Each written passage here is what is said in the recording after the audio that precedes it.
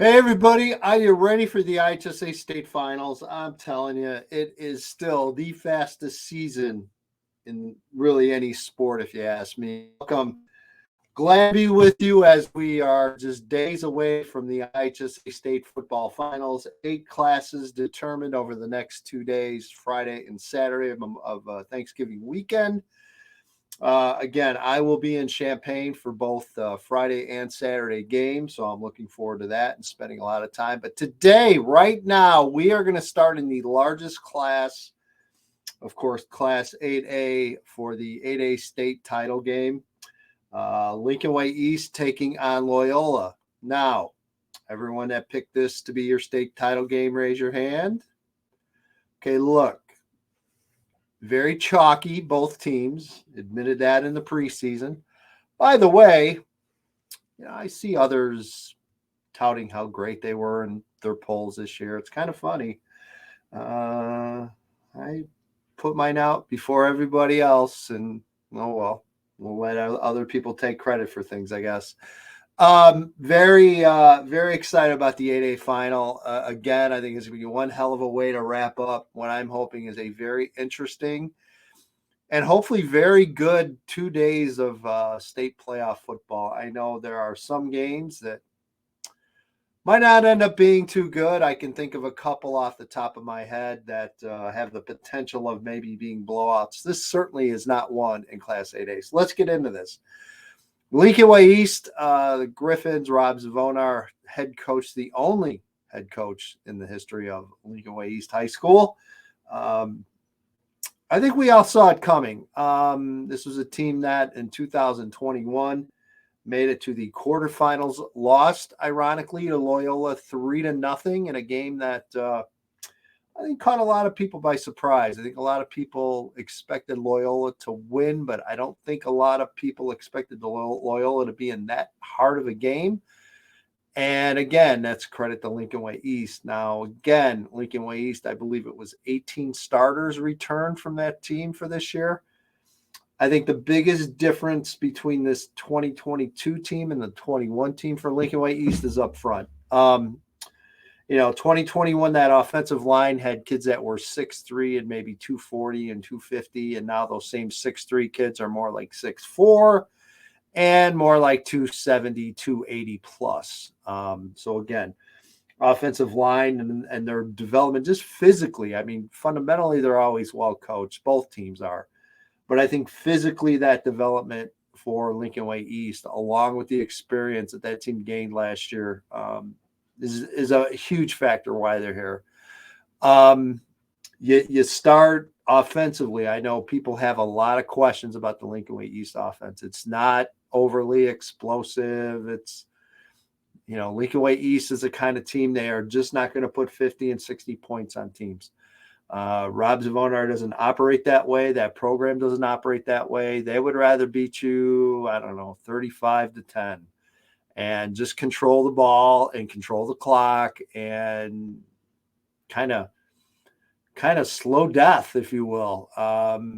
East just looks to win ball games, and they have at an incredible rate. So I believe, this year, I believe from a winning percentage, they are the winningest program in the state of Illinois on a percentage basis. So that's to tell you a lot what you need to know about the East program. I'll get into some individual keys and matchups in a minute, but Loyola, let's face it, has there been a more successful program in the state of Illinois not named Lena Winslow in the last decade plus? You'll be hard-pressed to find one other than the Ramblers. John Hollisek, veteran head coach. Doesn't get much better than John Hollisek and his staff, there is no doubt.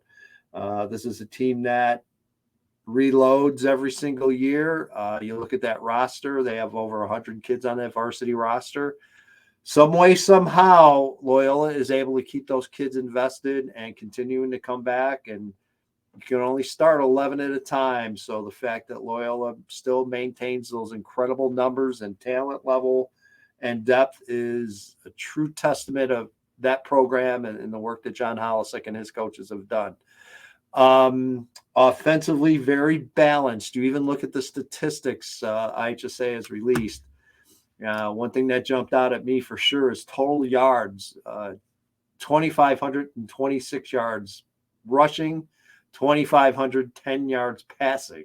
So 5,000, a little over 5,000, 5,036 yards total offense, literally split down the middle.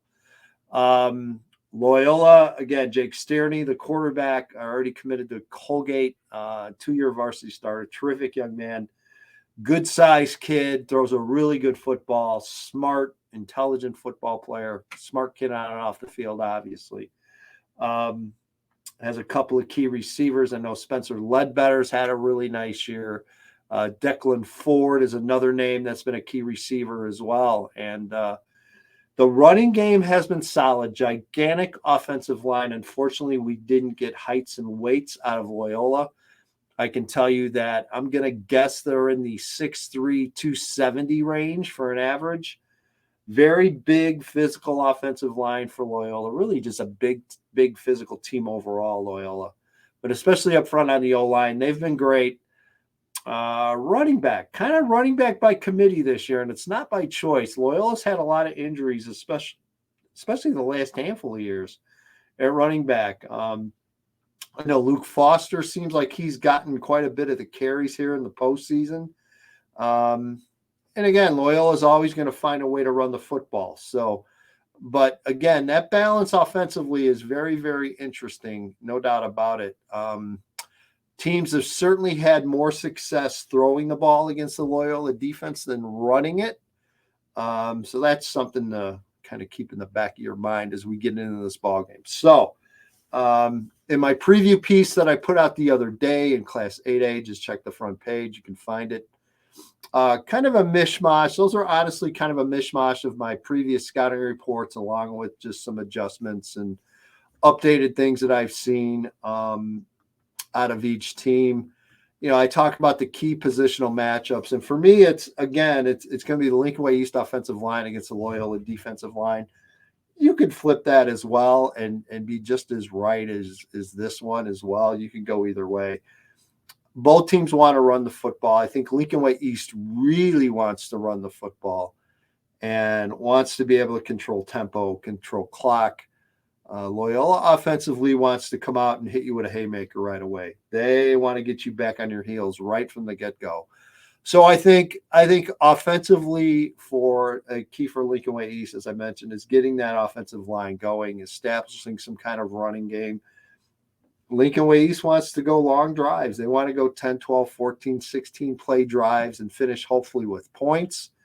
Braden Tisher has been very good all year, especially in the postseason, especially last week in the Griffins win over Glenbard West to get into the state title game. Very good running game, very good skills. P.D. Odele is one of the running backs. James Kwasinski, another just very, very solid player. But that is a huge battle up front between the Lincoln Way East offensive line and the Loyola D line. And again, I don't see a ton of points in this game. I don't see, now of course, that being said, it'll probably be 50-49, but I would be shocked if that happened, quite honestly. I see this as two very, very good teams, two very well coached teams, fundamentally sound. They're not going to make a lot of mistakes. They are going to play it pretty close to the vest. Both are very strong defensively as well. They're very a lot of similar things and concepts defensively. So yeah, I could see this definitely being a very tight game. And I mentioned my difference makers. To me, it's Braden Tisher, because I think Loyola defensively is going to try to take away that Lincoln Way East running game. If Braden Tisher is on, if he's able to hit, which he's been able to do all year, really mix things up with play action pass and his ability to run as well. Lincoln Way East is going to need that second and third option on some of those plays to come through. And if he's able to do that, hit on some big plays, move the chains, extend drives, I think that's a huge key for Lincoln Way East in that ball game. For Loyola, I'm saying Brooks Barr, and the reason I went with Brooks is, and again, he's the highest profile name on that roster. You can move him inside, you can move him outside. I'm sure Loyola defensively will move him around quite a bit. He's the kind of kid that can change game plans, and you got to be very aware of him and where he's at on every play. And you have to kind of call your offense accordingly. So again, I think if that Loyola defense does what it usually does and means steps up and has a big game, I think it could be very, very interesting how this game goes down on Saturday. Saturday at Memorial Stadium, 7 o'clock. God, I hope it's not an 8 o'clock kickoff. It's hopefully a 7 o'clock kickoff, the final game of the day. So who wins? Wow. I'm going to go with Lincoln Way East. I'm going to say 14-10, 14-13, something in that realm. Again, I don't see a ton of scoring. Maybe a 21-14 kind of deal. Again, to me, it's almost a coin flip at this point. I could see it going either way. I just had a good feeling about this Lincoln Way East team since the preseason. They've lived up to everything. Okay, had a close game against Bradley, still won that game. Loyola, only loss was a week 9 against Mount Carmel. I think that Lincoln Way East doesn't necessarily bring the challenges that Mount Carmel's offense did. I'm not sure what Lincoln Way East will be able to pick off from that game to help them in their game planning. But I just think East finds a way here. So I'm going to go Lincoln Way East 14-13 final. There you go. All right. Have a great Thanksgiving. Have a great state final weekend. I will be down there all weekend long. If you see me, please stop and say hello. Let me know who you are. Even if you don't want to let me know who you are, just saying hi and a nice word is always fantastic. Love hearing that. And have a great weekend. Hope to see everybody down in Champaign this coming weekend. Enjoy your Thanksgiving. Thanks, everybody.